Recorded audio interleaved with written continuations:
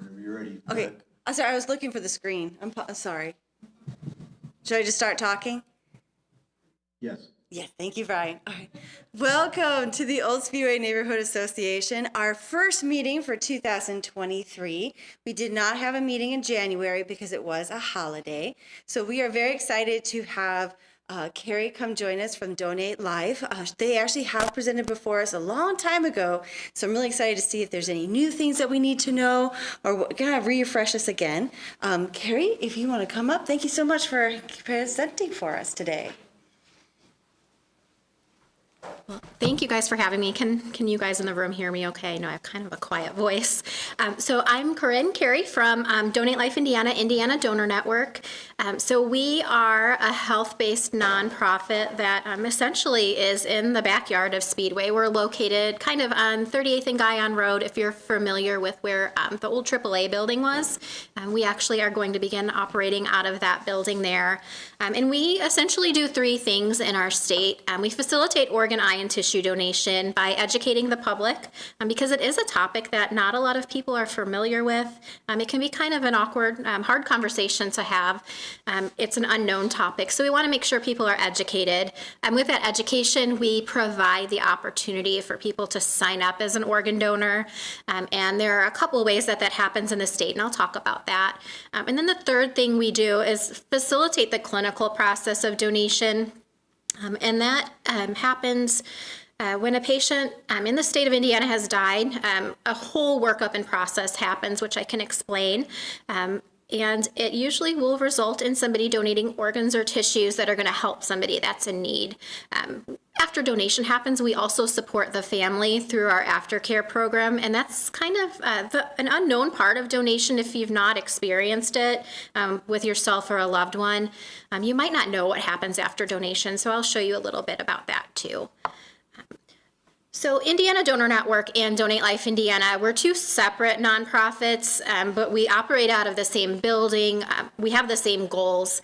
Indiana Donor Network is doing a lot of the clinical work, so partnering with those hospitals that are facilitating donation and transplants, working a lot with nurses, respiratory therapists, et cetera. Donate Life Indiana, we kind of want that to be the public brand for donation, very much like when you think of breast cancer awareness, you think of Komen, you think of the pink ribbon. And we kind of want to be that brand that you recognize throughout the state. So when we're educating in high schools, driver eds, within the BMV branches in our state, that's what you'll see, the Donate Life Indiana logo. And we also, through Donate Life Indiana, myself and another colleague manage the registry. So we're ensuring when someone does say yes to donation, your data is safe, protected, and only accessible by the right people at the appropriate time. So I'm going to play a quick video for everyone here. And on this video, sorry about that, lots of screens popping up here.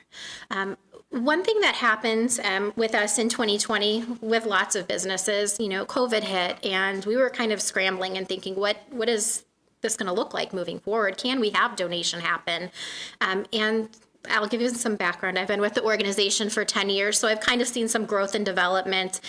We always had in the back of our mind that we wanted to be able to operate fully from a clinical capacity in our building, which meant caring for donors in our facility. We had the OR, we had kind of the infrastructure, but we needed to just complete everything. And COVID was kind of that kick that made us move forward because we weren't sure how we were going to care for families to the standards that we have set. So we were able to open up a 5-bed ICU. We also have operating rooms. So all of those processes that we can carry on in the hospital, we can also do in our facility. Also being able to tailor things a little more to the family's experience.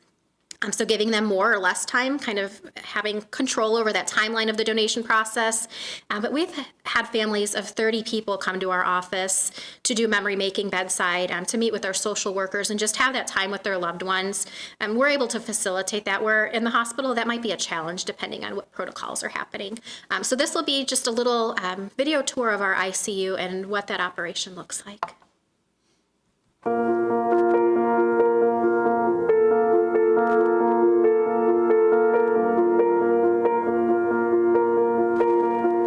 We talk with families at the worst time of their life. Organ donation and transplantation It gives them an opportunity to have something positive come out of a horrible situation. When we created our space here, we were very intentional to make sure that we can optimize our time and maximize the gifts that are potentially being able to be transplanted. Here at Indiana Donor Network, we are able to build a 5-bed ICU just like we have at the hospitals. We also have 2 recovery suites, ORs, that mimic ORs that we have at our level 1 trauma centers.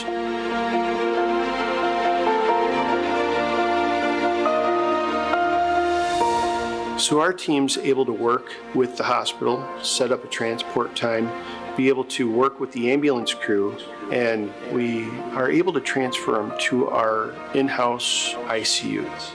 While we're in our ICU at Indiana Donor Network, we're able to work through our diagnostics here at a quicker rate. We're able to draw blood, run labs, do chest x-rays, be able to use our CT machine. It's set up where it's a very open space, and every single bed has what you need to clinically manage that patient and care for that patient without having to borrow from another space. It's open, you can see your coworkers. We have the capability and equipment to perform bronchs and echoes at the bedside. We have a fully functioning cath lab and CT scanner. We have the machines capable of running the labs that we need before organ donation that any hospital or transplant center might request. We are set up as a fully functioning ICU. We have comprised a team of highly skilled individuals that have multiple years of experience in the ICU, in the OR, working with families. We're here to be able to pull off the miracle of donation.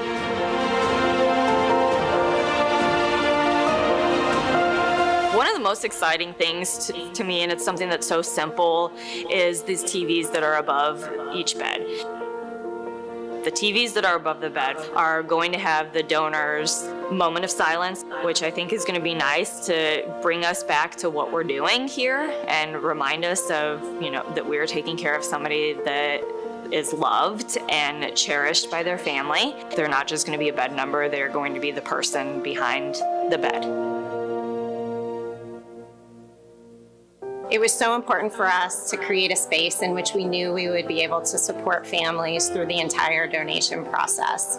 From the moment a family walks through our doors, we want them to truly understand that this space is here to welcome them and the gifts of donation that their loved one is giving. We're able to have a donor remembrance wall that reminds us of our purpose and the meanings of our gifts. It was important to us that we had an ICU and a welcoming family space. Many families want to have moments at bedside in our ICU and final goodbyes that may include a moment of silence and may include sharing special wishes, memories, and moments together.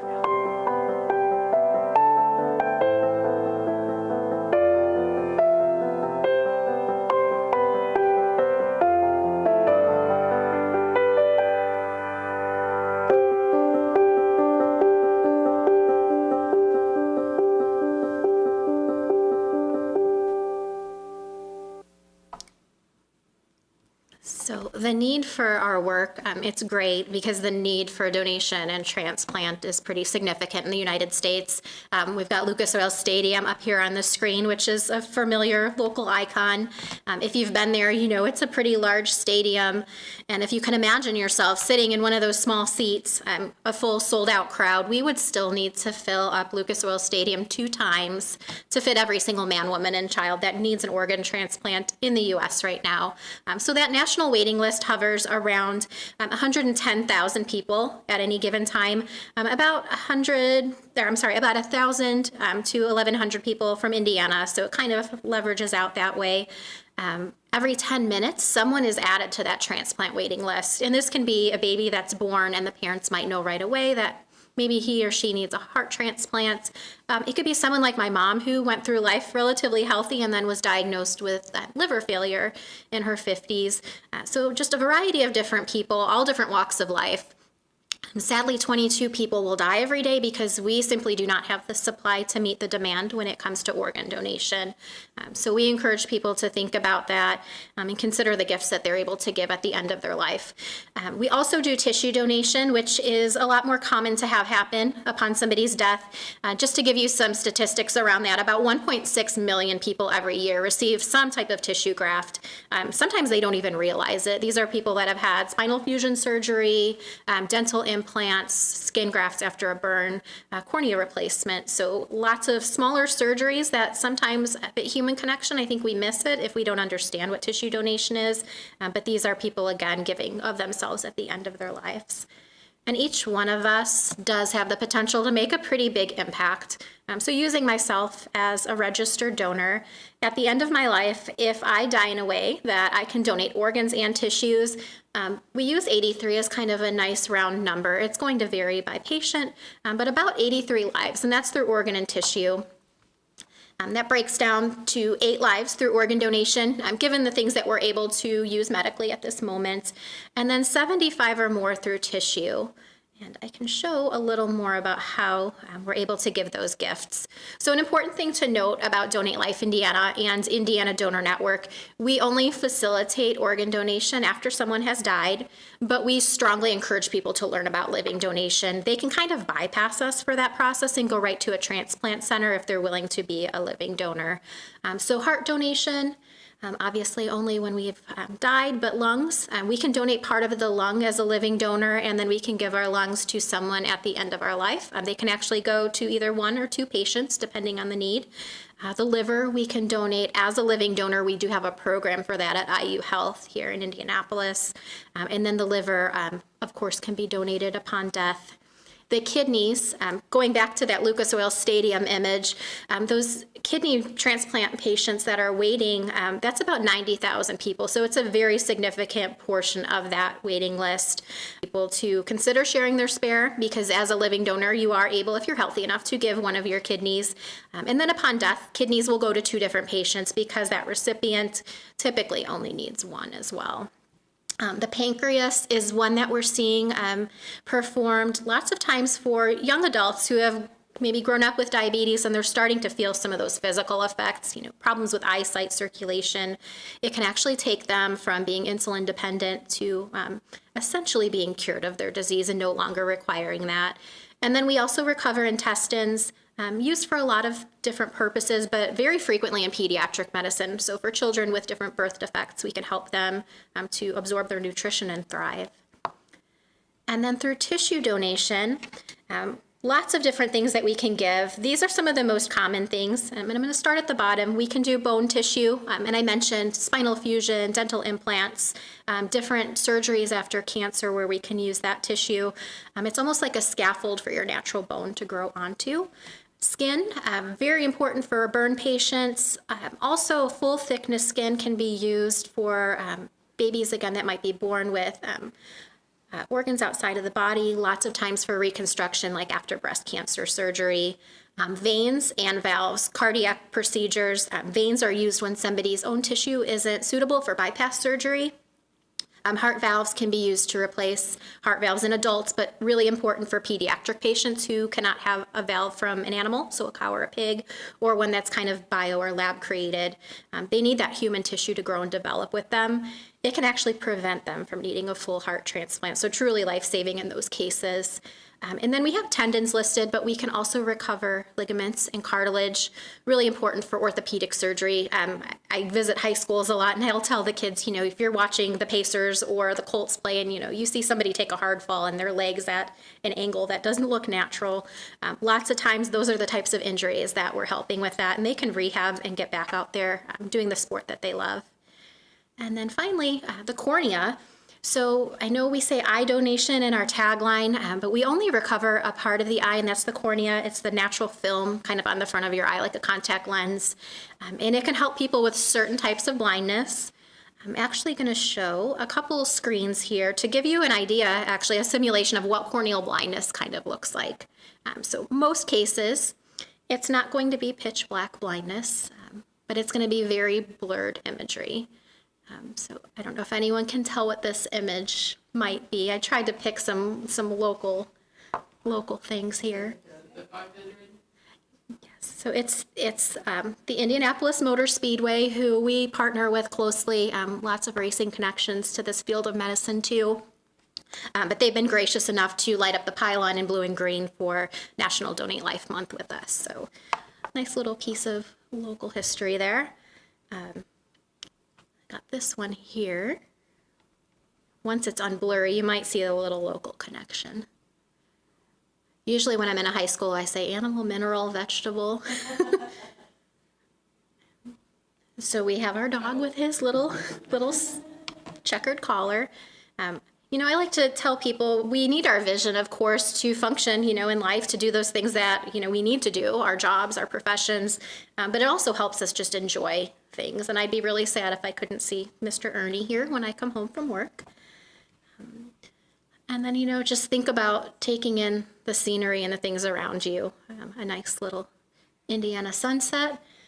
You know, just those simple things that I think sometimes those of us that have decent eyesight might not be able to kind of put together. Cornea tissue, it can be used not only here in the U.S., and we have very, very short time frames which we will use it here. We're highly restricted by the FDA. Some other countries, they do not have a developed cornea donor program, so we are able to make sure those corneas that we're unable to use in the United States are still put to good purpose. We've been able to use them in other countries. A donor father that I know, he actually shared that his son's one cornea went to Egypt to a young lady. So, I mean, imagine the sunset in front of the Great Pyramids instead of a cornfield, and she's maybe able to see that again. So we are a highly registered state here in Indiana.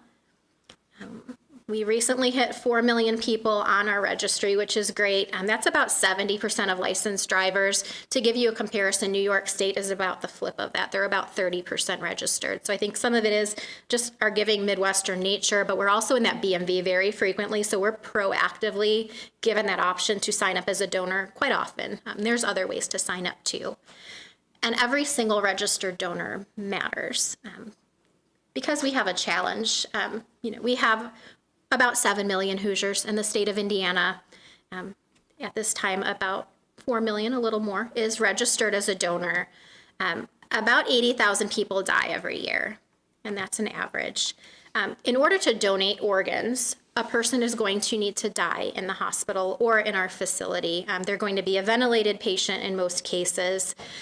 So that kind of whittles everything down too. So we've got only about 18 to 24,000 people dying in a hospital setting.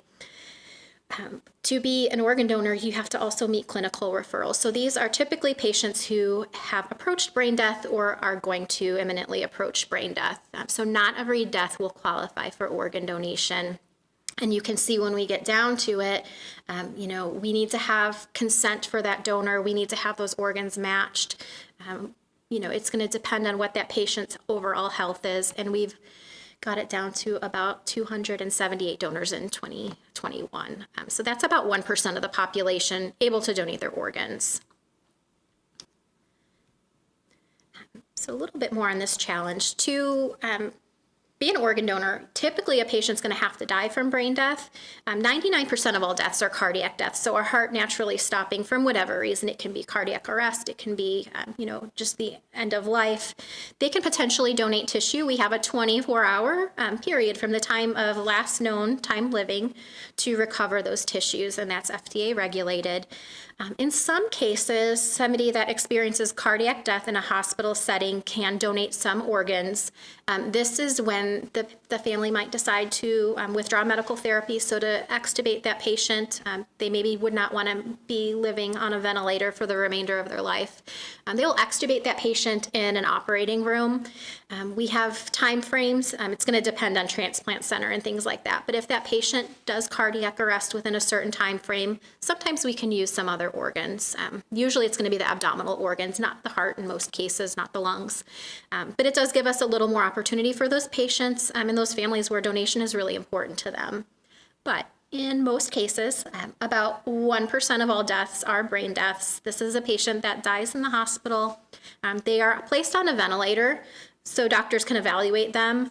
Our hope is to see them make a recovery and to see them taken off of kind of our board where we're kind of evaluating that patient, and it does happen.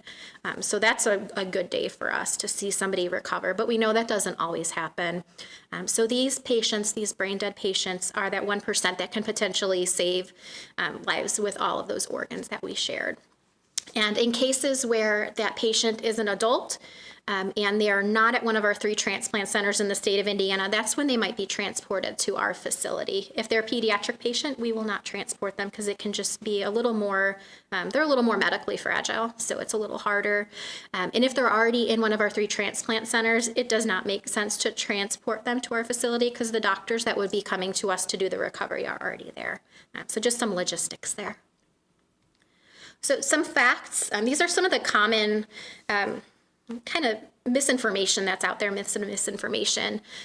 Anyone can actually register, regardless of age or medical history. So we have seen donors, the oldest donor, I believe, has been 103 years old. That's nationally. You know, people, we're living longer, we're taking better care of our bodies, and on the medical side, we can do a lot more.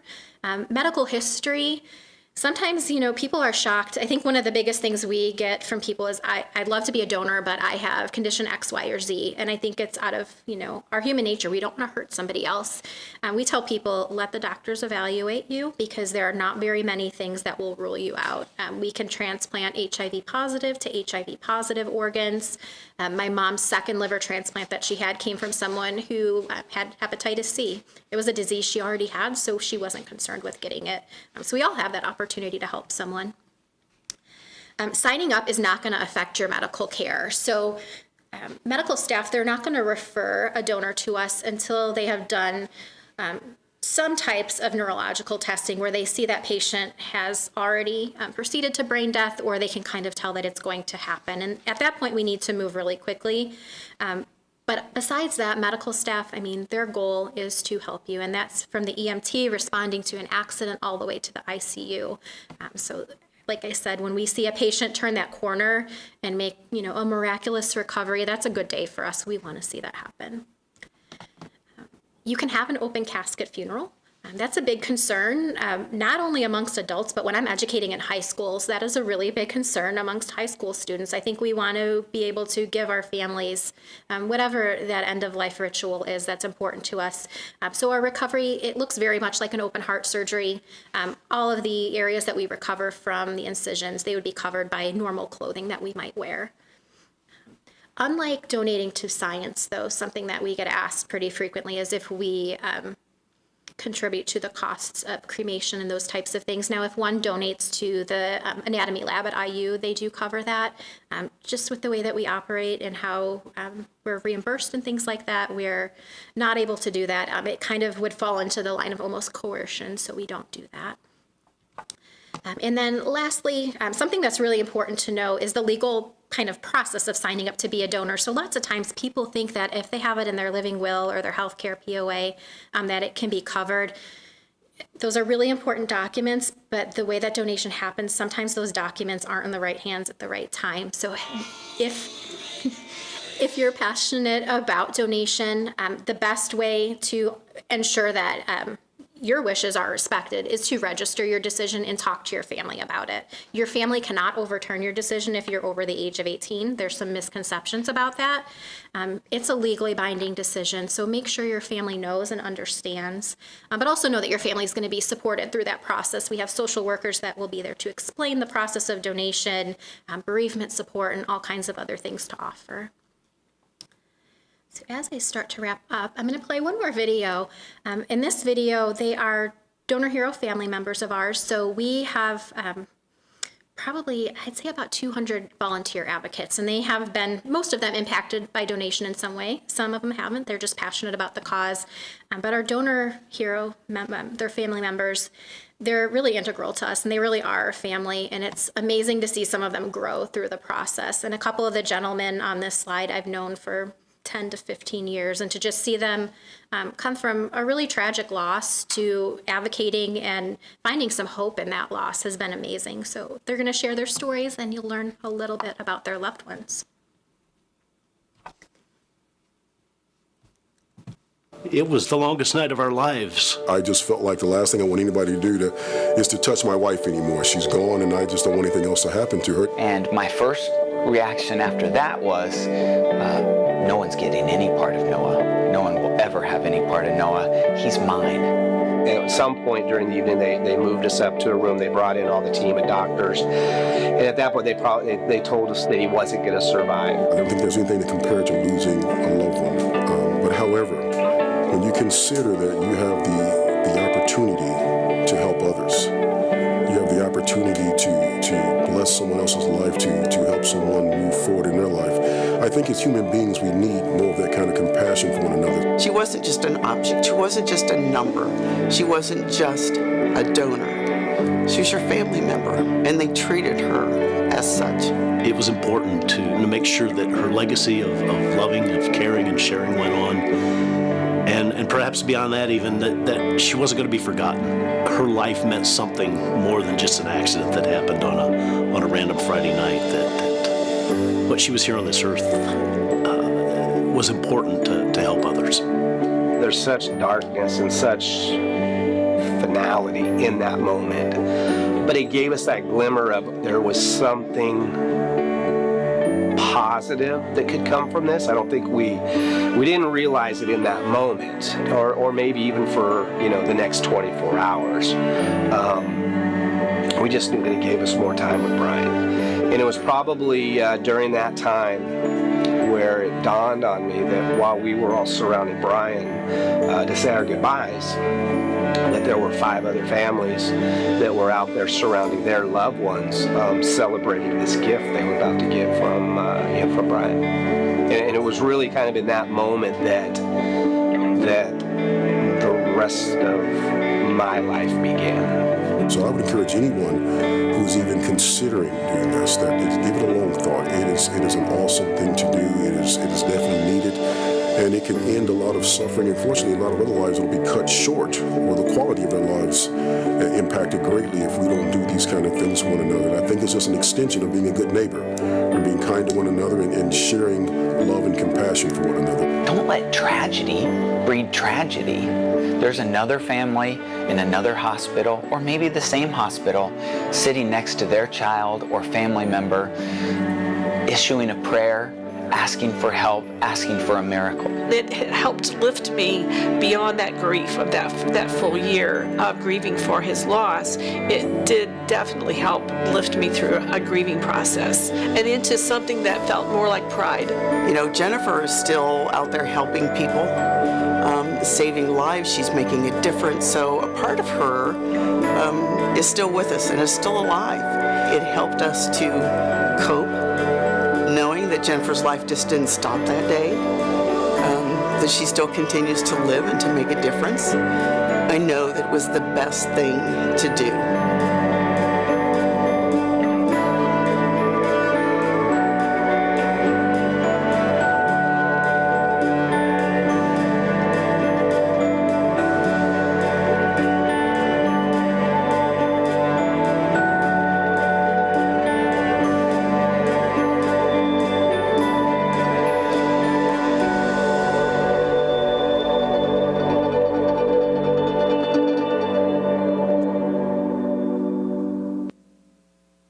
It was the longest.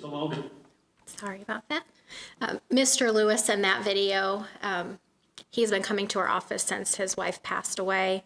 And I remember him coming. We do a lot of events in our office for our families. And I remember him coming with his kids, and they were little and they're teenagers and growing up now. And just to see them also kind of grow through their grief. We have a children's camp that we offer free of charge for kids that have been impacted by donation, and just to see them grow through that and still have that ability, to talk about their mom years and years later. And I think when we have somebody in our family die, sometimes we stop talking about them because we feel like we have to.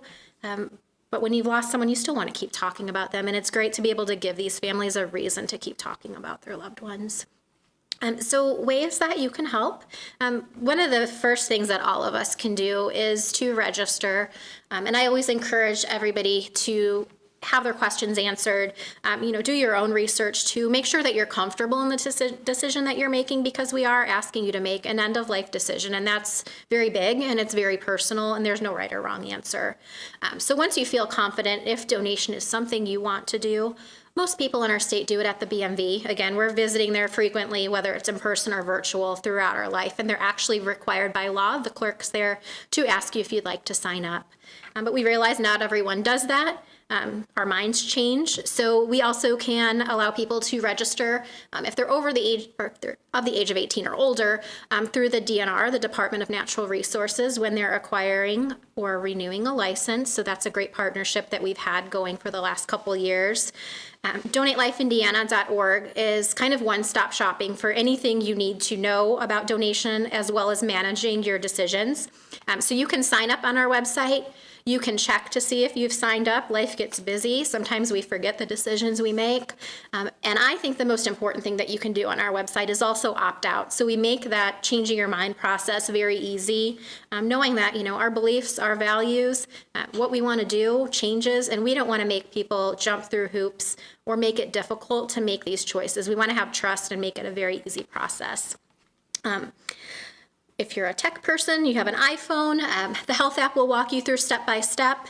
And then we are looking forward to launching another way to register with the Indiana Professional Licensing Agency very soon. So lots of different careers and areas of study require licensing in our state. So it's just a way to get in front of people, kind of keep that front of mind that donation is an opportunity. And then there's other ways to get involved. So we have lots of programs that we offer. We have our volunteer advocate program, which is a lot of people that have had direct kind of connections to donation. That's how I kind of started my career with the organization, was volunteering. But we also have people who just think it's a really great cause. They want to get involved. They want to socialize. So lots of different opportunities to go out in the public, but we also do work days at our office. So good kind of coffee talk opportunity there. Our children's support journey is a special grief program for kids. And I'm happy to have launched a little program with the Girl Scouts here in Central Indiana, so not too far from us. But in that children's journey, the kiddos get a no-sew blanket. So it's a nice project, when it's cold out, to kind of sit and lazily do in front of the TV. So we have that project. Threads of Compassion is a program where, I actually have a sample up there, but we have knit shawls, and we give those to every donor family member. So it's just kind of a little hug that we give them, a comfort item. There's lots of different things that we provide to them, but those are all created by volunteers, and we do supply the yarn. So if anyone out in the audience has a group, we will gladly kind of hook you up with the yarn and supplies. We always have a need for them, and we don't want to be without them. And then our foundation events, you see lots of little logos on this slide here. We have a golf outing out at the Brickyard every May. We have the Strut to Save Lives in the fall, which is out in Noblesville, but I know Speedway is full of pet people as well, so it's a fun way to get your dogs out and get involved. Lots of fun vendors and such there. Right in our backyard here in Speedway, we're proud to be doing the BC 39 again, and that honors Brian Clausen, who his dad had mentioned in the video that we shared. Brian was a donor hero, and his sister works with us, Taylor, and she actually heads up that program. And we've been able to really raise awareness amongst race fans, which many of them tend to be underregistered. Males in general tend to be underregistered. So if we can get into an area and talk about people, or talk to people about donation where they're comfortable, that's what we want to do. And then we have our gala, which we may see some of you at, but lots of different opportunities to get involved. And I encourage you, I have some business cards at the front as well, and you're welcome to connect with me on those. And then I welcome any questions that anyone may have. I'm kind of a wealth of knowledge on all topics here, so I encourage if you have any questions to ask. You mostly talked about registering at 18, and you have talked about pediatric donors. So for us who do have children under age 18, how do we go about maybe being, something happens to our kids? Absolutely. Absolutely. So we do have people who are registered on our state registry who are under the age of 18. we don't collect there's no restriction as far as the registration. I like to say that registration is symbolic. So there's that intent there. It might, having that documentation, if there's, maybe some dispute in the family about it. Sometimes people just feel more comfortable having it documented, but what will happen, this is the case for minors as well as unregistered individuals. If they're not registered or they can't legally make that decision for themselves, then that decision goes to whomever falls naturally in the line of legal next of kin, and they will have the option to say yes or no. That's why, if somebody is resistant or hesitant to be on the registry for whatever personal reason, but they believe in donation, have that conversation with your family and let them know, because they will be tasked with that. If you are registered, share that also, because, lots of times we think that we share everything with our family, but I can tell you, numerous times we've had people come up to us at events, and it would be married couples, and the wife would be like, I'm registered, and the husband wouldn't be, and they didn't know each other's decision. And when donation can happen, it's usually a sudden tragic loss, and it's really hard to have those hard conversations then.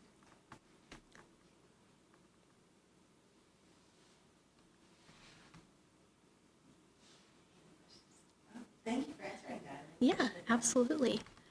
So those of you that are here, I did bring some goodies, and I can leave them here if you guys have other business to attend to, so I don't have to make a bunch of noise. Oh, that's great. Thank you. I appreciate that. But you And- said you had a raffle. And then, yeah, I had a raffle, so I'm trying to see how many people are in here. 8. Okay. If we just want to pick a random number between, I don't know if you guys have ever done any other raffles and have a better way. What do you think? What would be a good way to do this? This is your Arm wrestling. Should we go, how about this? How we go, the oldest member of the Old Speedway Neighborhood Association? Who's been a member the longest?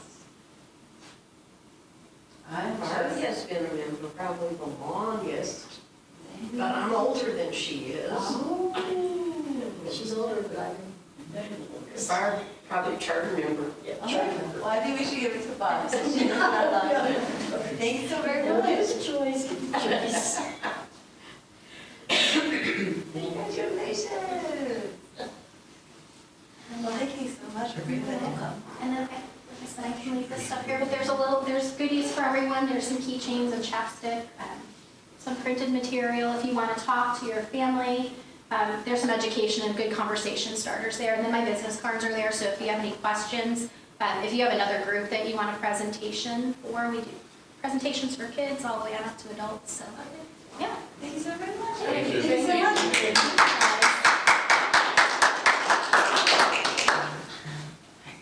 Well, thank you again for coming from Donate Live to present to us. We are going to stop our presentation. We do have a social time, and then we are going to do our business. So there are some snacks outside. I was going to maybe do about 5 minutes of social time and then come back and do our business meeting, okay? Thank you very much, everybody.